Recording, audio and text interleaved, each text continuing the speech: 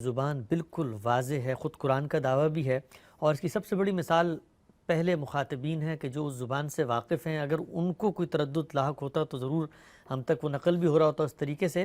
یہ بتائیے گا کہ اگر یہ بالکل واضح ہے، سوال ذہن میں آتا ہے تو پھر تفسیر کرتے ہوئے مختلف جو قرآن کی آیات ہیں ان کے الفاظ کے ترجمے میں اور اس کی تفہیم میں ہمارے مفسرین کا اختلاف کیسے ہو جاتا ہے؟ یعنی اگر ایک لفظ کا معنی بالکل واضح ہے تو وہ کیسے دو مختلف جہتوں کو ترجیح دے رہے ہوتے ہیں پھر؟ اس کی وجہ تو یہ ہوتی ہے کہ خارج کی بہت سی چیزیں آ جاتی ہیں.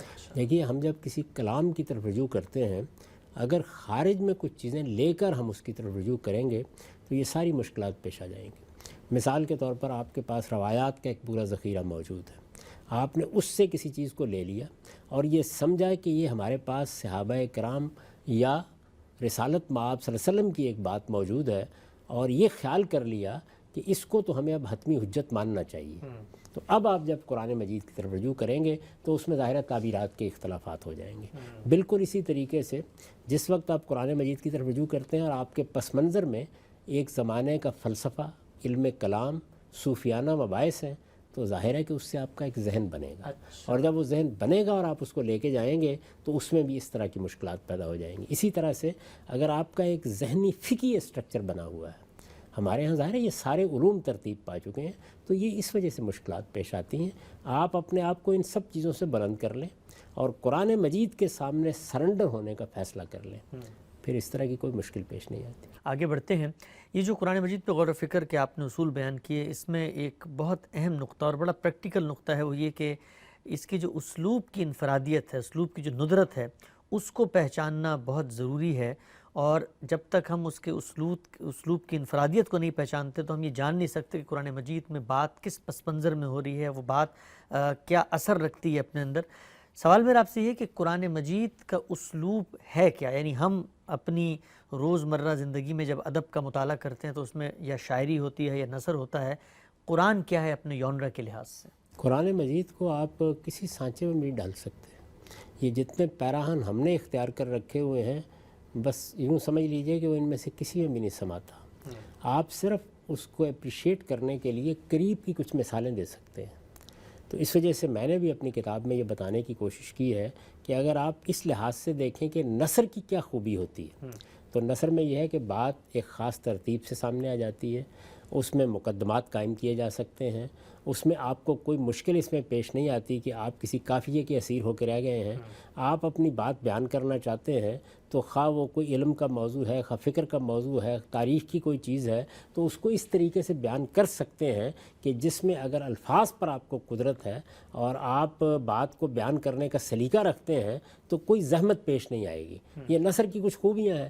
لیکن ظاہر ہے نثر جب لکھی جاتی ہے تو ضروری نہیں ہے کہ اس کے اندر ایک آہنگ ہو، اس کے اندر ایک موسیقی ہو، اس کے اندر الفاظ کا ایک خاص در و بست ہو، اس کو آپ اس طرح پڑھ سکیں کہ جس سے روح وجد میں آ جائے. یہ چیز نہیں پیدا کی جا سکتی.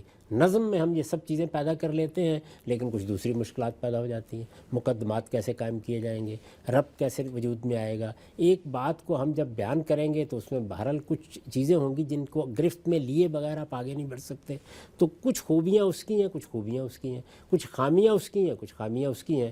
قرآن مجید نے ان دونوں کی خوبیاں لے لی ہیں اور پھر اس کے بعد ظاہر ہے وہ اللہ کا کلام ہے، اس کو اٹھایا ہے پھر، اور اٹھا کے اس درجے میں بلند کر دیا ہے کہ وہاں پھر کوئی نام اس کو دیا نہیں جا سکتا. اگر آپ کہنا چاہتے ہیں تو یہ کہیے کہ یہ قرآن کا اپنا ہی اسلوب ہے جس میں وہ بات کرتا ہے. بہت قریب اگر آپ دیکھنا چاہیں تو خطبہ کا سا انداز ہے، جیسے کہ ایک ایسا خطیب کہ جو آسمان پر کھڑا ہوا گفتگو کر رہا ہے اور دائیں اور بائیں پورے التفات کے ساتھ کبھی ایک بات کہتا ہے، کبھی دوسری بات کہتا ہے، کبھی آسمان پر مضمون کو لے جاتا ہے، کبھی زمین پہ لے آتا ہے، کبھی آپ کے دل کو خطاب کرتا ہے، کبھی دماغ کو خطاب کرتا ہے، کبھی استدلال کر رہا ہوتا ہے، کبھی آپ کے اندر ایک احتساس پیدا کر دیتا ہے، کبھی تصویر آپ کے سامنے لے آتا ہے. تو یہ ساری چیزیں جتنی ہیں وہ قرآن مجید کے مضمون کی بھی تشکیل کرتی ہیں اور اس کے اسلوب یا اس کی فارم اور صورت کو بھی متعین کرتی ہیں. ٹھیک ہے ہم سب. اچھا، اسی بحث میں آپ نے 3 پہلوؤں کی طرف توجہ دلائی. اس میں پہلا پہلو یہ ہے کہ جب بھی ہم قرآن کے اسلوب کو سمجھنا چاہتے ہیں تو ہم یہ دیکھیں گے کہ وہاں جو بات ہو رہی ہے اس کلام کا اپنا پس منظر، اس کا کانٹیکسٹ، اس کا سیاق کیا ہے کہ جس کے اندر وہ بات کی جا رہی ہے. اور یہ سیاق متعین کرنے کے لیے، اس کے پس منظر کو جاننے کے لیے کہیں باہر نہیں جانا بلکہ خود کلام کے اندر ایسے قرائن رکھ دیے گئے ہیں جس سے ہم اس بات کو سمجھ سکتے ہیں. تو مجھے ذرا بتائیے گا کہ اسلوب بیان یا اسلوب کلام کو سمجھنے کے لیے جو بات جس پس منظر میں ہو رہی ہے اس کو جاننا کس قدر اہم ہوتا ہے؟ ہر لحاظ سے اہم ہوتا ہے. دیکھیے جو فطری اصول ہیں کسی کلام کو سمجھنے کے وہ یہی ہیں کہ آپ سب سے پہلے لفظ کو دیکھیں گے. میں نے عرض کر دیا کہ قرآن مجید عربی مبین میں ہے, جی اس زبان میں ہے جو رسالت مآب صلی اللہ علیہ وسلم کی زبان تھی. تو آپ لفظ کے معنی جو اس زمانے میں تھے جن میں وہ استعمال ہوتا رہا, جو ہمارے پاس تواتر سے منتقل ہوئے ہیں, سب سے پہلے تو اس کا شعور پیدا کریں گے. تو لفظ کن کن وسعتوں کا حامل ہے, وہ کن کن معنی میں بولا جاتا ہے یا استعمال ہوتا ہے. یہاں میں یہ بات عرض کر دوں کہ بالعموم لوگ یہ خیال کرتے ہیں جب وہ عربی لغت اٹھاتے ہیں تو انہیں یہ معلوم ہوتا ہے کہ اس میں تو مادے ہوتے ہیں الفاظ کے.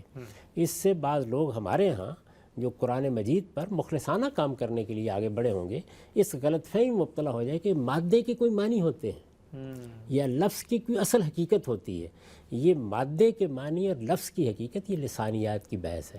یعنی اس میں یہ بتایا گیا ہے کہ عربوں نے جب یہ الفاظ استعمال کیے ہیں تو یہ بنے کس طرح ہیں, اور یہ بیان کیا ہے کہ ان کے اندر جو معنی پیدا ہوتے چلے جا رہے ہیں وہ معنی پیدا کیسے ہو رہے ہیں اور ان کے اندر قدر مشترک کیا ہوتی ہے. اس کو بیان کرنے کے لیے فقہ اللغہ کے جو مصنفین ہیں وہ آپ کو یہ بتاتے ہیں کہ لفظ کی اصل حقیقت یہ ہے. اس میں لفظ کبھی استعمال نہیں ہوتا.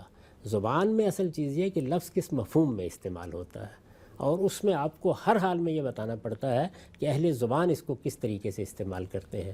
اگر کوئی صفت ہے تو اس کا موصوف اہل زبان کے ہاں کیا ہوا کرتا ہے, اگر حذف ہے تو وہ کس چیز کو یہاں مقدر مانا کرتے ہیں. یہ تمام چیزیں آپ کو اس سے اسٹیبلش کرنا ہوتی ہیں. تو یہ آپ نے جان لیا. اس کے بعد جملے کی تعلیف, جملے کی جو تعلیف کی گئی ہے وہ تعلیف چونکہ معروف اسالیب پر ہے تو آپ اس کو سمجھتے ہیں. اور پھر آخری چیز کانٹیکس ہی ہوتا ہے, یعنی آپ اس کے سیاق سباق کو دیکھتے ہیں. سیاق سباق میں پھر وسعت بھی پیدا ہوتی ہے. یعنی ایک یہ کہ قریب کا سیاق و سباق کیا ہے. اگر ایک سورہ ہے مثال کے طور پر ایک چیپٹر ہے یا ایک کتاب ہے تو بحیثیت مجموعی وہ اپنا عرف تشکیل دے دیتی ہے. یعنی بہت سی تعبیریں اصطلاحات بن جاتی ہیں, ان کو سمجھنا جاننا یہ گویا اس کتاب کو اس کے پورے پس منظر میں رکھ کر دیکھنا ہے. تو یہ سب چیزیں دنیا کی ہر کتاب میں اختیار کی جاتی ہیں. ان میں کوئی نادر چیز نہیں ہے, کوئی ایسا نہیں ہے کہ یہ قرآن کے لیے ہم نے لازم کر دیا ہے. نہیں, دنیا کے اعلیٰ ادب کو جب بھی آپ اپریشیٹ کرنا چاہیں گے تو آپ کو ان تمام چیزوں کا لحاظ رکھنا چاہیے.